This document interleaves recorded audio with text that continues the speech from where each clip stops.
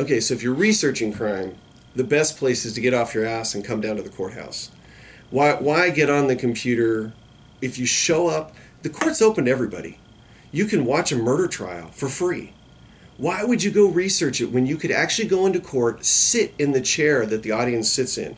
You'd have the sights, the sounds, the smells. That experience would be so much more powerful than doing any computer research. You want to research a murder? Get a tour of the crime lab. Get a tour of the courthouse. Go visit the cops. Do a ride-along.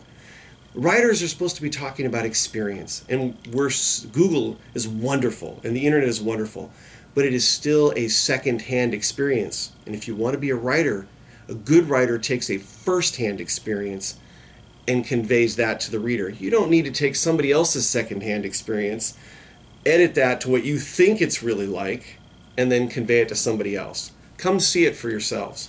If you wanted to research an older crime or a cold case, a couple of interesting things you can do. Of course, there's a free legal service called FindLaw, FINDLAW, I think it's .com, FindLaw, and you can research all the real cases. For example, I will try not to get out of your... But see, this is the way we would report cases in the old days. So you could go to the law library, and again, come to the law library, pull out the book, you can smell it, it's dusty, it's old.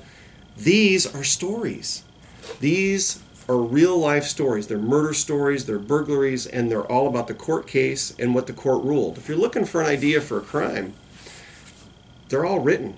I mean, we've got hundreds and hundreds. I mean, I don't know if you want to pan, but you can see these are all reported cases going back to the dawn of time in Kern County in California.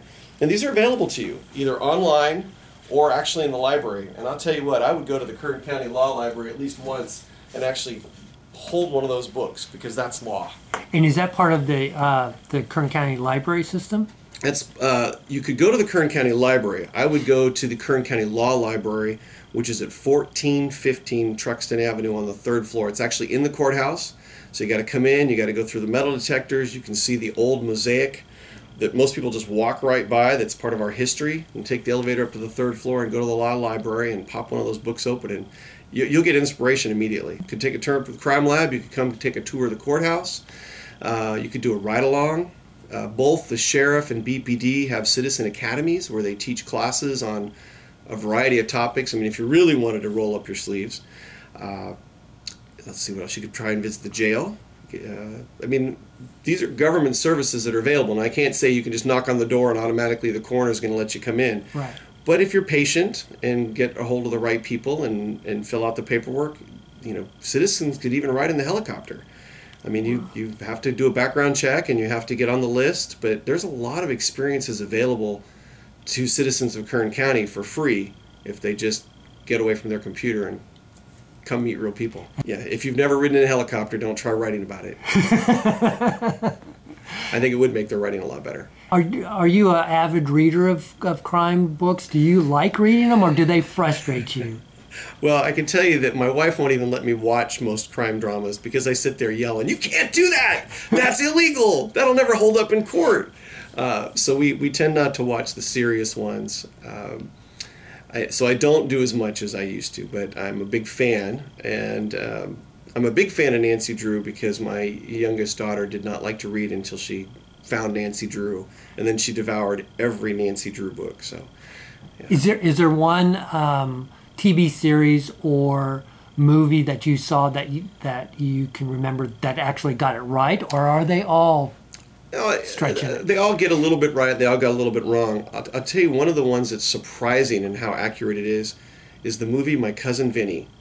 It's a complete comedy, and yet it's the only one that shows them actually picking a jury during voir dire. They take an expert witness on voir dire. They do openings, closings.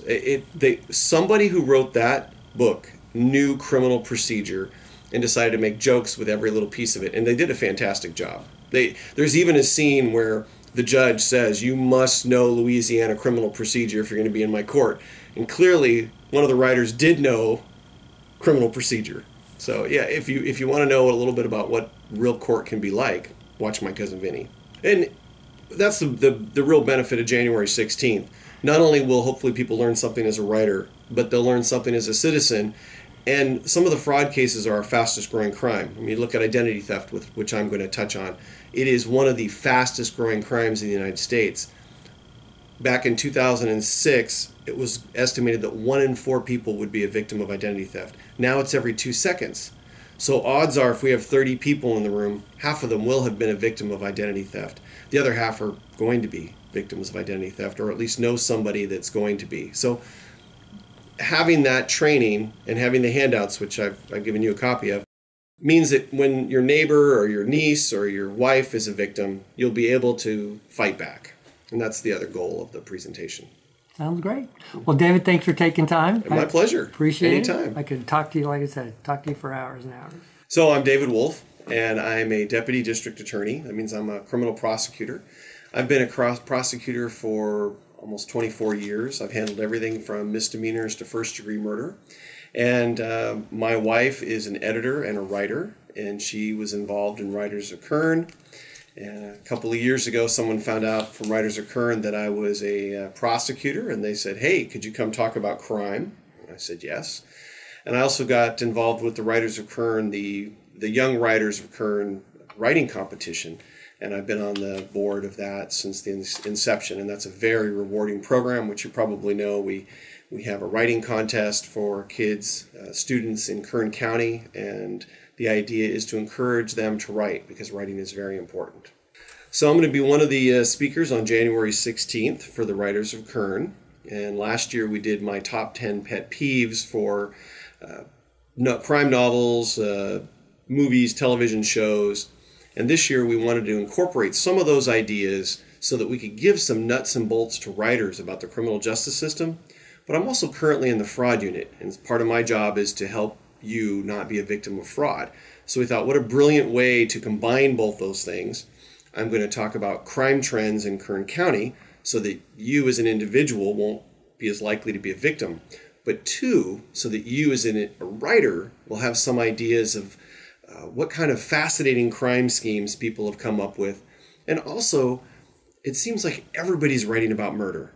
And if you look at Nancy Drew, one of the longest running series of detective stories, the original series had no homicides in them whatsoever. It was always one type of scam after another that she solved. And I think maybe we've gotten a little bit lazy. And so by giving you an introduction to all these fascinating crime schemes, maybe it'll get you excited and you might want to write a mystery novel that's not a homicide. Or even if it's a homicide, maybe you'll be motivated to make the homicide as part of one of those schemes, and that's part of the plot. And I think it'd be far more interesting than just another serial killer. I realize my audience is writers, so we're going to incorporate real-life crime and real-life cops and DAs. So, for example, one of my top 10 pet peeves is language. Writers should know how cops and DAs really talk. And so, for example, if I'm talking about a homicide, I'm going to say a 187. Yet in dialogue, you won't see that. And I think it's something we could improve on. And it's something you could easily incorporate by having maybe a newer cop with an older cop, or a newer DA with a cop, and the cop could be saying, "I'm going to court on a 1538.5. Well, nobody knows what that means. But then the cop could look at the other person and say, "Yeah, a suppression motion where they try to get the evidence thrown out." So we'll incorporate the presentation so that hopefully you as a writer will learn more about real life criminal justice system, and hopefully you as a citizen of Kern County will be less likely to be a victim of crime. Hope to see you on January 16th, 2016 at the Writers of Kern.